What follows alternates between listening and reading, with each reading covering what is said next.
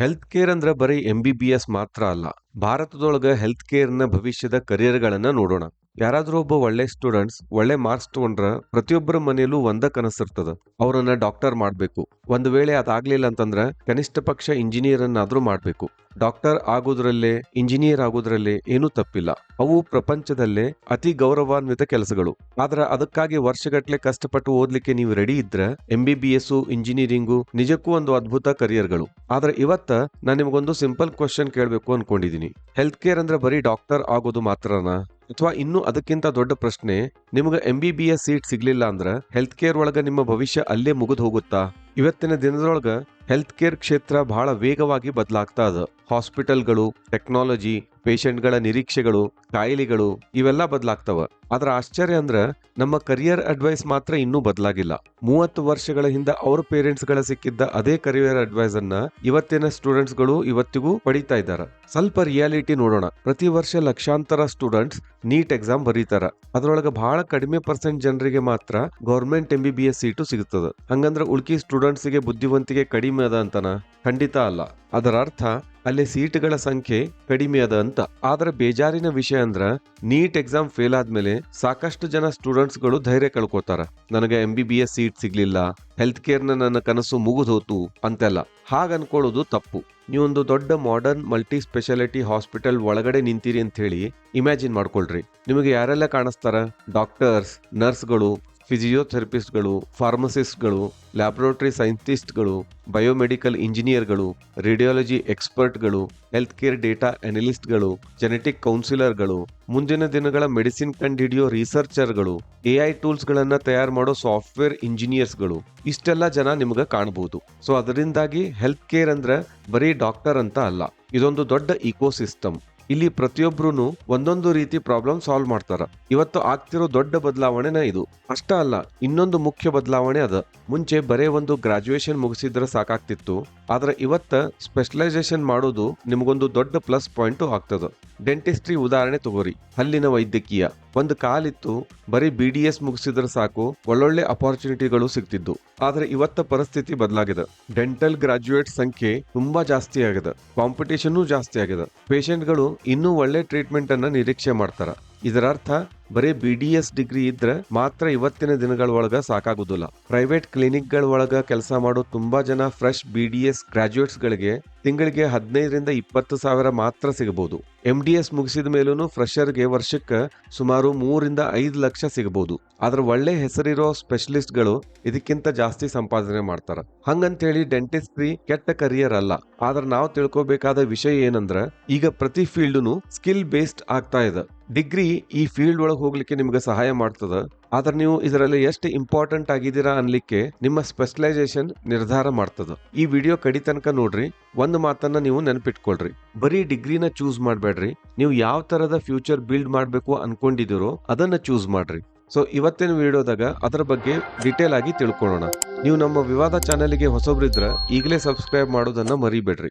ಮೊದಲೇದ್ದು nursing. Global level ಒಳಗ under rated ಆಗಿರೋ ಅತ್ಯುತ್ತಮ ಕರಿಯರ್. ಮೊದ್ಲಿಗೆ ನರ್ಸಿಂಗ್ ಅಂದ್ರ ಆ ಡಾಕ್ಟರ್ಗಳ ಅಸಿಸ್ಟೆಂಟ್ ಮಾತ್ರ ಅನ್ಕೋತಿದ್ರು. ಆದ್ರೆ ಈಗ ಆ ತರದ ಯೋಚನೆ ಹಳೇದಾಗ್ಯದ. ಇವತ್ತು ಪ್ರಪಂಚದಾದ್ಯಂತ ಸ್ಕಿಲ್ಡ್ ನರ್ಸ್ ಗಳ ಕೊರತೆ ಬಹಳ ಅದ. UK, ಆಸ್ಟ್ರೇಲಿಯಾ, ಕೆನಡಾ ಮತ್ತೆ ಬೇರೆ ಬೇರೆ ದೇಶಗಳು ಕ್ವಾಲಿಫೈಡ್ ನರ್ಸ್ ಗಳಿಗಾಗಿ ಕಾಯ್ತಾ ಇದ್ದಾರೆ. ಭಾರತದೊಳಗ ಡಿಪೆಂಡಿಂಗ್ ಆನ್ ದ ಹಾಸ್ಪಿಟಲ್ ಮತ್ತು ಸಿಟಿ, ಫ್ರೆಶರ್ ನರ್ಸ್ಗೆ ಸುಮಾರು 3 ರಿಂದ 5 ಲಕ್ಷ ರೂಪಾಯಿ ಸಿಗಬಹುದು. ಆದ್ರ ನೀವು ಒಂದು ವೇಳೆ ಇಂಟರ್ನ್ಯಾಷನಲ್ ಲೈಸೆನ್ಸಿಂಗ್ ಎಕ್ಸಾಮ್ ಅನ್ನ ಕ್ಲಿಯರ್ ಮಾಡಿ ಕಮ್ಯುನಿಕೇಶನ್ ಅನ್ನ ಇಂಪ್ರೂವ್ ಮಾಡಿಕೊಂಡು ಫಾರಿನ್ ಕಡೆ ಕೆಲ್ಸಕ್ಕೆ ಹೋದರ ನಿಮ್ಮ ಗಳಿಕೆ ಬಹಳ ಜಾಸ್ತಿ ಇರ್ತದ.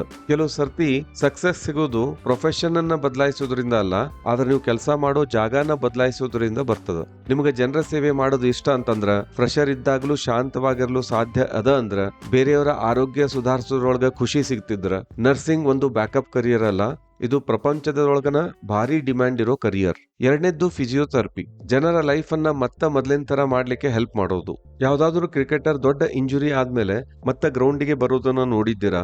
ಬಹಳಷ್ಟು ಜನ ಆ ಪ್ಲೇಯರ್ ಅನ್ನ ಹೊಗಳ್ತಾರ. ಆದ್ರೆ ಅವರು ರಿಕವರ್ ಆಗ್ಲಿಕ್ಕೆ ಕಾರಣವಾದ ಸ್ಪೋರ್ಟ್ಸ್ ಫಿಸಿಯೋಥೆರಪಿಸ್ಟ್ ಬಗ್ಗೆ ತುಂಬಾ ಕಡಿಮೆ ಜನ ಯೋಚನೆ ಮಾಡ್ತಾರ. ಇವತ್ತಿನ ದಿನದೊಳಗ ಫಿಸಿಯೋಥೆರಪಿ ಅಂದ್ರೆ ಬರೀ ಆಕ್ಸಿಡೆಂಟ್ ಆದವರು ಮತ್ತೆ ನಡೆಯೋಕೆ ಹೆಲ್ಪ್ ಮಾಡೋರು ಮಾತ್ರ ಅಲ್ಲ. ಇದ್ರೊಳಗ ಸ್ಪೋರ್ಟ್ಸ್ ಮೆಡಿಸಿನ್, ರಿಹ್ಯಾಬಿಲಿಟೇಷನ್, ಫಿಟ್ನೆಸ್, ವಯಸ್ಸಾದವರ ಕೇರ್, ನ್ಯೂರಾಲಜಿಕಲ್ ರಿಕವರಿ, ಮತ್ತೆ ಪೇನ್ ಮ್ಯಾನೇಜ್ಮೆಂಟ್ ಇವೆಲ್ಲಾನು ಸೇರಿರ್ತದ. ಜನರಿಗೆ ಹೆಲ್ತ್ ಬಗ್ಗೆ ತುಂಬಾ ಜಾಸ್ತಿ ಕಾಳಜಿ ಆಗಿರೋದ್ರಿಂದ ಫಿಸಿಯೋಥೆರಪಿಸ್ಟ್ ಗಳ ಡಿಮಾಂಡ್ ದಿನಕ್ ದಿನ ಜಾಸ್ತಿ ಆಗ್ತದ. ಒಬ್ಬ ಫ್ರೆಶರ್ ಸಾಮಾನ್ಯವಾಗಿ ವರ್ಷಕ್ಕೆ 3 ರಿಂದ 5 ಲಕ್ಷ ರೂಪಾಯಿ ಸಂಪಾದಿಸಬಹುದು. ಯಾರು ಸ್ಪೋರ್ಟ್ಸ್ ಫಿಸಿಯೋಥೆರಪಿ ಅಥವಾ ಅಡ್ವಾನ್ಸ್ ರಿಹ್ಯಾಬಿಲಿಟೇಷನ್ ಸ್ಪೆಷಲೈಸೇಷನ್ ಮಾಡ್ತಾರೋ ಅವ್ರಿಗೆ ವರ್ಷಕ್ಕೆ 10 ರಿಂದ 12 ಲಕ್ಷ ರೂಪಾಯಿ ತನಕನೂ ಸಿಗುತ್ತದೆ. ಎಕ್ಸ್ಪೀರಿಯನ್ಸ್ ಆದವ್ರಿಗೆ ಇನ್ನೂ ಜಾಸ್ತಿ. ಇಲ್ಲೇ ಒಂದು ಪ್ಯಾಟರ್ನ್ ಗಮನಿಸ್ರಿ. ಇಲ್ಲೇ ಡಿಗ್ರಿ ಬದಲಾಗ್ಲಿಲ್ಲ, ಆದ್ರ ಸ್ಪೆಷಲೈಸೇಷನ್ ಬದಲಾತು. 3ನೇ ಕರಿಯರ್ ಫಾರ್ಮಸಿ. ಬರೀ ಮೆಡಿಕಲ್ ಸ್ಟೋರ್ಗಿಂತ ತುಂಬಾನ ದೊಡ್ಡದು. ಯಾರನ್ನಾದ್ರೂ ಫಾರ್ಮಸಿ ಓದಿದವರು ಏನ್ ಮಾಡ್ತಾರಂತ ಕೇಳಿದ್ರ ಜನ ಹಿಂಗ್ ಹೇಳ್ಬಹುದು, ಅವರು ಮೆಡಿಕಲ್ ಶಾಪ್ ನಾಗ ಕೆಲಸ ಮಾಡ್ತಾರ. ಆದ್ರ ಅದು ಬರೀ ಒಂದು ಆಪ್ಷನ್ ಮಾತ್ರ. ಇವತ್ತಿನ ಫಾರ್ಮಾಸ್ಯೂಟಿಕಲ್ ಇಂಡಸ್ಟ್ರಿ ಒಳಗ research, clinical trials, drug safety, regulatory affairs, quality assurance ಮತ್ತು ಸೈಂಟಿಫಿಕ್ ಕಮ್ಯುನಿಕೇಶನ್ ತರದ 10 ಕರಿಯರ್ ಆಪ್ಷನ್ಸ್ ಅವ. ಇದ್ರೊಳಗ ತುಂಬಾ ವೇಗವಾಗಿ ಗ್ರೋ ಆಗ್ತಿರುವ ಒಂದು ರೋಲ್ ಅಂದ್ರ ಮೆಡಿಕಲ್ ಸೈನ್ಸ್ ಲೈಸನ್. ಈ ಕೆಲಸ ಮಾಡೋರನ್ನ ಒಂದು ಬ್ರಿಡ್ಜ್ ತರ ಅನ್ಕೋಬಹುದು. ಡಾಕ್ಟರ್ಗೆ ಪೇಷಂಟ್ಸ್ ಬಗ್ಗೆ ಗೊತ್ತಿರ್ತದ, ರಿಸರ್ಚರ್ಸ್ಗೆ ಮೆಡಿಸಿನ್ ಬಗ್ಗೆ ಗೊತ್ತಿರ್ತದ, ಫಾರ್ಮಾ ಕಂಪನಿಗಳು ಟ್ರೀಟ್ಮೆಂಟ್ ಗಳನ್ನ ರೆಡಿ ಮಾಡ್ತಾರ. ಈ ಮೂರನ್ನು ಕನೆಕ್ಟ್ ಮಾಡ್ಲಿಕ್ಕೆ ಒಬ್ರು ಬೇಕಲ್ಲ, ಅದ ಕೆಲಸನ ಈ ಮೆಡಿಕಲ್ ಸೈನ್ಸ್ ಲೈಸನ್ ಮಾಡ್ತಾರ. ಒಬ್ಬ ಬಿಫಾರ್ಮ್ ಮುಗಿಸಿದ ಫ್ರೆಶರ್ಗೆ ವರ್ಷಕ್ಕೆ 2.5 ರಿಂದ 3.5 ಲಕ್ಷ ಕರಿಯರ್ ಸ್ಟಾರ್ಟ್ ಆಗಬಹುದು. ಆದ್ರೆ ಮೆಡಿಕಲ್ ಸೈನ್ಸ್ ಲೈಸನ್ ರೋಲಿಗೆ ಭಾರತದೊಳಗ ವರ್ಷಕ್ಕೆ 12 ರಿಂದ 15 ಲಕ್ಷ ಸಂಬಳ ಇರ್ತದ. ಇನ್ನು ಮಲ್ಟಿನ್ಯಾಷನಲ್ ಕಂಪನಿಗಳು, ಫಾರಿನ್ ಒಳಗೆ ಇವರಿಗಿರುವ ಅವಕಾಶಗಳು ಇನ್ನೂ ಅದ್ಭುತ ಆಗ್ಯಾವ. ಡಿಗ್ರಿ ಒಂದ, ಆದ್ರ ಸ್ಕಿಲ್ಸ್ ಬೇರೆ ಬೇರೆ. ಕರಿಯರ್ನು ವಿಭಿನ್ನ. 4ನೇ ಕರಿಯರ್ ವೆಟರ್ನರಿ ಸೈನ್ಸ್. ಇದು ಪ್ರಾಣಿಗಳ ಮೇಲಿನ ಪ್ರೀತಿನ ಜೊತೆಗೆ ಬೆಳೀತಾ ಇರೋ ಕರಿಯರ್. ಕಳೆದ 10 ವರ್ಷಗಳಲ್ಲೇ ಪೂರ್ತಿ ಬದಲಾಗಿರೋ ಕರಿಯರ್ ಇದು. ಮುಂಚೆ ವೆಟರ್ನರಿ ಡಾಕ್ಟರ್ಸ್ ಅಂದ್ರ ಬರೀ ಹಳ್ಳಿಗಳ ಒಳಗ ಹಸು ಕರುಗಳನ್ನಷ್ಟ ನೋಡ್ಕೊಳ್ಳೋ ಡಾಕ್ಟರ್ ಅನ್ಕೊಳ್ತಿದ್ರು. ಆದ್ರೆ ಇವತ್ತ ಪರಿಸ್ಥಿತಿ ಬದಲಾಗಿದೆ. ಸಾಕು ಪ್ರಾಣಿಗಳು ಬರೀ ಈಗ ಪ್ರಾಣಿಗಳಾಗಿ ಉಳಿದಿಲ್ಲ. ಬಹಳಷ್ಟು ಫ್ಯಾಮಿಲಿಗಳಿಗೆ ಅವುಗಳು ಮನೆಯ ಸದಸ್ಯರಿದ್ದಂಗ.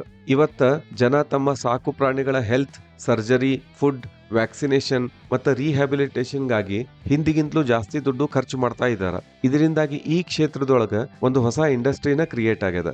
ದೊಡ್ಡ ವೆಟರ್ನರಿ ಹಾಸ್ಪಿಟಲ್ಗಳೊಳಗ ಅಥವಾ ಪ್ರೀಮಿಯಂ ಪೆಟ್ ಕೇರ್ ಚೈನ್ ಒಳಗ ಕೆಲಸ ಮಾಡೋ ಫ್ರೆಶರ್ಸ್ಗೆ ವರ್ಷಕ್ಕೆ ಸುಮಾರು 4.5 ರಿಂದ 7.5 ಲಕ್ಷ ರೂಪಾಯಿ ಸಿಗಬಹುದು.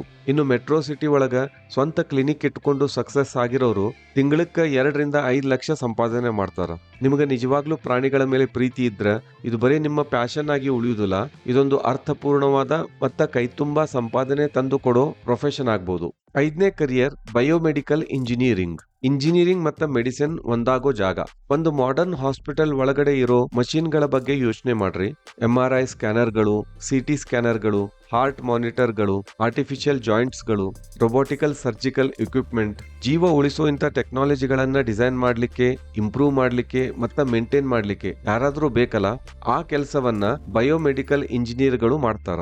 ಭಾರತದೊಳಗ ಮೆಡಿಕಲ್ ಡಿವೈಸ್ ಇಂಡಸ್ಟ್ರಿ ಬೆಳೆದಂಗೆಲ್ಲ ಈ ಪ್ರೊಫೆಷನಲ್ಸ್ಗೆ ಡಿಮ್ಯಾಂಡನು ಜಾಸ್ತಿ ಆಗ್ತದ. ಹಾಸ್ಪಿಟಲ್ ಮತ್ತು ಮೆಡಿಕಲ್ ಟೆಕ್ನಾಲಜಿ ಕಂಪನಿ ಒಳಗೆ ಕೆಲಸ ಮಾಡೋ ಎಕ್ಸ್ಪೀರಿಯನ್ಸ್ ಇರೋ ಬಯೋಮೆಡಿಕಲ್ ಇಂಜಿನಿಯರ್ಗಳಿಗೆ ವರ್ಷಕ್ಕೆ 15 ರಿಂದ 35 ಲಕ್ಷ ರೂಪಾಯಿನೂ ಸಿಗಬಹುದು. ನಿಮ್ಗೆ ಬಯಾಲಜಿ ಮತ್ತು ಇಂಜಿನಿಯರಿಂಗ್ ಎರಡೂ ಇಷ್ಟ ಇದ್ರ ಇದು ನಿಮ್ಗೆ ಒಂದು ಅದ್ಭುತ ಕರಿಯರ್. 6ನೇ career biotechnology plus artificial intelligence. ಸೈಂಟಿಸ್ಟ್ಗಳು ಈಗ ಬರೀ ಹಳೆ ಲ್ಯಾಬ್ಸ್ ಮೆಥಡ್ ಯೂಸ್ ಮಾಡಿ ಮೆಡಿಸಿನ್ ಕಂಡು ಹಿಡಿತಾ ಇಲ್ಲ.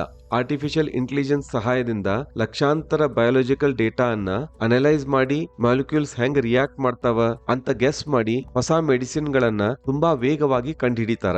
ಇಲ್ಲೇ ಬಯೋಲಜಿ ಮತ್ತು ಆರ್ಟಿಫಿಷಿಯಲ್ ಇಂಟೆಲಿಜೆನ್ಸ್ ಒಂದಾಗ್ಯಾವ. ಯಾರಿಗೆ ಬಯೋಟೆಕ್ನಾಲಜಿ ಜೊತೆಗೆ ಪ್ರೋಗ್ರಾಮಿಂಗ್, ಡೇಟಾ ಅನಾಲಿಸಿಸ್ ಅಥವಾ ಮಷೀನ್ ಲರ್ನಿಂಗ್ ಗೊತ್ತಿರ್ತದನೋ ಅಂಥವ್ರಿಗೆ ಇವತ್ತು ತುಂಬಾ ವ್ಯಾಲ್ಯೂ ಅದ. AI ನ ಬಳಸಿ ಮೆಡಿಸಿನ್ ಕಂಡು ಹಿಡಿಯೋ ಫೀಲ್ಡ್ ಒಳಗ ಸ್ವಲ್ಪ ಎಕ್ಸ್ಪೀರಿಯನ್ಸ್ ಇರೋ ಪ್ರೊಫೆಷನಲ್ಸ್ಗೆ ವರ್ಷಕ್ಕೆ 25 ರಿಂದ 35 ಲಕ್ಷ ರೂಪಾಯಿ ಸಿಗ್ತದ. 7ನೇ career health care data science. ಹಾಸ್ಪಿಟಲ್ಗಳನ್ನ ಸ್ಮಾರ್ಟ್ ಮಾಡೋ ಕರಿಯರ್. ಪ್ರತಿದಿನ ಹಾಸ್ಪಿಟಲ್ ಒಳಗ ಭಾರಿ ಪ್ರಮಾಣದ ಡೇಟಾ ಕ್ರಿಯೇಟ್ ಆಗ್ತದ. Patient records, blood reports, medical scans, treatment ಹಿಸ್ಟ್ರಿಗಳು, ಹೆಲ್ತ್ ಟ್ರೆಂಡ್ಗಳು ಇಂಥವೆಲ್ಲ. ಈಗ ಇಂಥ ಲಕ್ಷಾಂತರ ರೆಕಾರ್ಡ್ಸ್ ಗಳನ್ನ ಕೂತು ಸ್ಟಡಿ ಮಾಡೋದನ್ನ ಊಹೆ ಮಾಡ್ಕೊಂಡು ನೋಡ್ರಿ. ಡಾಕ್ಟರ್ಸ್ಗೆ ಇದಕ್ಕೆಲ್ಲ ಟೈಮ್ ಇರುವುದಿಲ್ಲ. ಇಲ್ಲೇ ಹೆಲ್ತ್ ಕೇರ್ ಡೇಟಾ ಸೈಂಟಿಸ್ಟ್ ಗಳು ಎಂಟ್ರಿ ಕೊಡ್ತಾರ. ಅವರು ಈ ಎಲ್ಲಾ ಇನ್ಫಾರ್ಮೇಶನ್ ಅನ್ನ ಅನಲೈಸ್ ಮಾಡಿ ಡಾಕ್ಟರ್ಸ್ ಗಳಿಗೆ ಕಾಯಿಲೆಗಳನ್ನ ಮೊದಲ ಪತ್ತೆ ಹಚ್ಚಲಿಕ್ಕೆ, ಇನ್ನೂ ಒಳ್ಳೆ ಟ್ರೀಟ್ಮೆಂಟ್ ಕೊಡ್ಲಿಕ್ಕೆ ಮತ್ತೆ ಮುಂದೆ ಬರೋ ಹೆಲ್ತ್ ರಿಸ್ಕ್ ಬಗ್ಗೆ ತಿಳಿಸ್ಲಿಕ್ಕೆ ಹೆಲ್ಪ್ ಮಾಡ್ತಾರ. ಇದ್ರೊಳಗ ಫ್ರೆಶರ್ಸ್ಗೆ ವರ್ಷಕ್ಕೆ ಸುಮಾರು 6 ರಿಂದ 12 ಲಕ್ಷ ರೂಪಾಯಿ ಸಿಗಬಹುದು. ಅದ ಎಕ್ಸ್ಪೀರಿಯನ್ಸ್ ಇರೋ ಪ್ರೊಫೆಷನಲ್ಸ್ಗೆ ದೊಡ್ಡ ಹಾಸ್ಪಿಟಲ್ಸ್, ಸ್ಟಾರ್ಟ್ಅಪ್ಸ್ ಅಥವಾ ಗ್ಲೋಬಲ್ ಕಂಪನಿ ಒಳಗ 35ರಿಂದ 80 ಲಕ್ಷವರೆಗೂ ಸಿಗಬಹುದು. ಈಗ ಇಡೀ ಹೆಲ್ತ್ ಕೇರ್ ಕ್ಷೇತ್ರ ಡೇಟಾ ಡ್ರಿವನ್ ಆಗ್ಯದ. ಅದಕ್ಕಂತೇಳಿ ಆ ಡೇಟಾನ ಸರಿಯಾಗಿ ಬಳಸ್ಕೊಳ್ಳಿಕ್ಕೆ ಬರೋರ್ಗೆ ಡಿಮ್ಯಾಂಡ್ ಅದ.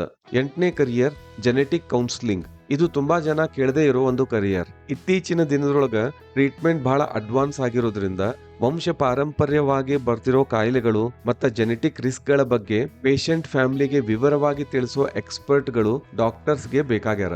ಭಾರತದೊಳಗ ಸದ್ಯಕ್ಕೆ ಇಂಥ ಟ್ರೈನಿಂಗ್ ಪಡೆದಿರೋ ಜೆನೆಟಿಕ್ ಕೌನ್ಸಿಲರ್ಸ್ ತುಂಬಾನೇ ಕಡಿಮೆ ಇದಾರ.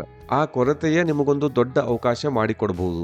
ಈ ಫೀಲ್ಡ್ ಒಳಗ ಎಕ್ಸ್ಪೀರಿಯನ್ಸ್ ಇರೋರ್ಗೆ ವರ್ಷಕ್ಕೆ ಸುಮಾರು 15ರಿಂದ 25 ಲಕ್ಷ ರೂಪಾಯಿ ಸಿಗಬಹುದು. ಹಂಗ ಮುಂದಿನ ದಿನದೊಳಗ ಇದರ ಡಿಮ್ಯಾಂಡ್ ಇನ್ನೂ ಜಾಸ್ತಿ ಆಗ್ತದ. 9ನೇ career patent agent. Health care ಕ್ಷೇತ್ರದ ಒಂದು ಸೀಕ್ರೆಟ್ ಕರಿಯರ್. ನಿಮ್ಮ ಹತ್ರ ಒಂದು ಸೈನ್ಸ್ ಡಿಗ್ರಿ ಅದ ಅಂತ ಇಟ್ಕೊಳ್ರಿ.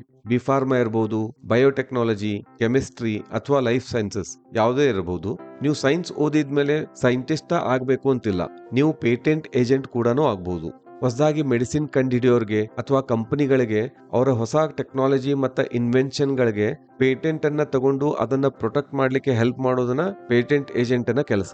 ಪೇಟೆಂಟ್ ಏಜೆಂಟ್ ಎಕ್ಸಾಮ್ ಪಾಸ್ ಆದ್ಮೇಲೆ ಟಾಪ್ ಕಂಪನಿ ಒಳಗ ಫ್ರೆಷರ್ಸ್ಗೆ ಸುಮಾರು 12ರಿಂದ 15 ಲಕ್ಷ ರೂಪಾಯಿವರೆಗೂ ಸ್ಯಾಲರಿ ಸಿಗ್ತದ. ಅದರ ಜೊತೆಗೆ ಫ್ಯೂಚರ್ನು ತುಂಬಾ ಚೆನ್ನಾಗಿರ್ತದ. 10ನೇ ಕರಿಯರ್ ಪಬ್ಲಿಕ್ ಹೆಲ್ತ್. ಲಕ್ಷಾಂತರ ಜನರ ಆರೋಗ್ಯ ಸುಧಾರಿಸೋದು. ತುಂಬಾ ಜನ ಸ್ಟೂಡೆಂಟ್ಸ್ ಹೆಲ್ತ್ ಕೇರ್ ಅಂದ್ರೆ ಬರೀ ಒಬ್ಬೊಬ್ಬರ ಪೇಷಂಟ್ಗೆ ಟ್ರೀಟ್ಮೆಂಟ್ ಕೊಡೋದು ಅಂತ ತಿಳ್ಕೊಂಡಿರ್ತಾರ. ಆದ್ರೆ ಪಬ್ಲಿಕ್ ಹೆಲ್ತ್ ಅದಕ್ಕಿಂತ ಸ್ವಲ್ಪ ಬೇರೆ. ಇಲ್ಲಿ ಒಬ್ಬರ ಪೇಷಂಟ್ಗೆ ಟ್ರೀಟ್ಮೆಂಟ್ ಕೊಡೋ ಬದಲು ಇಡೀ ಕಮ್ಯುನಿಟಿ ಅಥವಾ ಸಮಾಜದ ಹೆಲ್ತ್ ಅನ್ನ ಇಂಪ್ರೂವ್ ಮಾಡೋದ್ರ ಕಡೆ ಗಮನ ಕೊಡ್ತಾರ. ಪಬ್ಲಿಕ್ ಹೆಲ್ತ್ ಒಳಗೆ ಇರೋರು ಕಾಯಿಲೆ ಬರದ ಹಾಗೆ ತಡೆಯೋದು, ವ್ಯಾಕ್ಸಿನೇಷನ್ ಪ್ರೋಗ್ರಾಮ್ಸ್, ಹೆಲ್ತ್ ಪಾಲಿಸಿಗಳು, ನ್ಯೂಟ್ರಿಷನ್, ಸ್ವಚ್ಛತೆ ಮತ್ತು ಸಾಂಕ್ರಾಮಿಕ ರೋಗಗಳ ಮ್ಯಾನೇಜ್ಮೆಂಟ್ ಇದರ ಬಗ್ಗೆ ಕೆಲಸ ಮಾಡ್ತಾರ. Masters in public health MPH ಮುಗಿಸಿದ ಮೇಲೆ ನಿಮಗೆ ಗೌರ್ಮೆಂಟ್, NGOs, WHO, ಯುನಿಸೆಫ್ ಅಂತ ಗ್ಲೋಬಲ್ ಫೌಂಡೇಶನ್ ಒಳಗ ಕೆಲಸ ಮಾಡೋ ಅಪಾರ್ಚುನಿಟಿ ಸಿಗ್ತದ. ಇದ್ರೊಳಗ ಸೀನಿಯರ್ ಪೊಸಿಷನ್ ಗೆ ಹೋದ್ರ ವರ್ಷಕ್ಕೆ ಸುಮಾರು 25ರಿಂದ 50 ಲಕ್ಷದವರೆಗೆ ಸಂಪಾದಿಸಬಹುದು. ನಿಮಗೆ ದೊಡ್ಡ ಮಟ್ಟದ ಪ್ರಾಬ್ಲಮ್ ಸಾಲ್ವ್ ಮಾಡೋದು ಮತ್ತು ದೇಶದ ಮಟ್ಟದೊಳಗ ಬದಲಾವಣೆ ತರೋದು ಇಷ್ಟ ಇದ್ರ ಈ ಕರಿಯರ್ ಅನ್ನ ನೀವು ಯೋಚನೆ ಮಾಡಬಹುದು. ಇಷ್ಟೆಲ್ಲ ದೊಡ್ಡ ಸ್ಯಾಲರಿ ಪ್ಯಾಕೇಜ್ ಕೇಳಿ ಖುಷಿ ಪಡೋಕ್ಕಿಂತ ಮುಂಚೆ ನಾನ್ ನಿಮಗೊಂದು ಇಂಪಾರ್ಟೆಂಟ್ ವಿಷಯನ ಹೇಳಬೇಕು.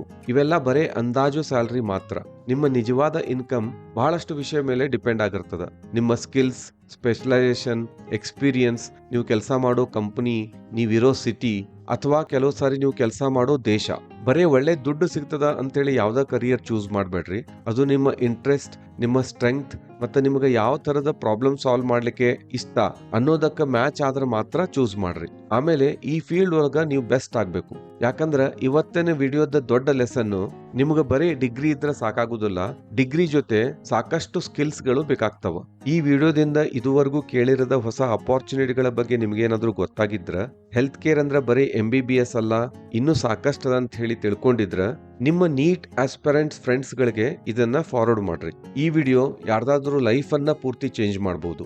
ಈ ವಿಡಿಯೋ ಇಷ್ಟಾದ್ರೆ ಲೈಕ್ ಮಾಡ್ರಿ, ಬೇರೆದರ ಜೊತೆಗೂ ಹಂಚ್ಕೊಳ್ರಿ. ಇಂಥ ವಿಡಿಯೋಗಳನ್ನ ನೋಡ್ತಾ ಇರ್ಲಿಕ್ಕೆ ನಮ್ಮ ಚಾನೆಲ್ ಅನ್ನ ಸಬ್ಸ್ಕ್ರೈಬ್ ಮಾಡ್ರಿ. ಜೈ ಹಿಂದ್, ಜೈ ಕರ್ನಾಟಕ.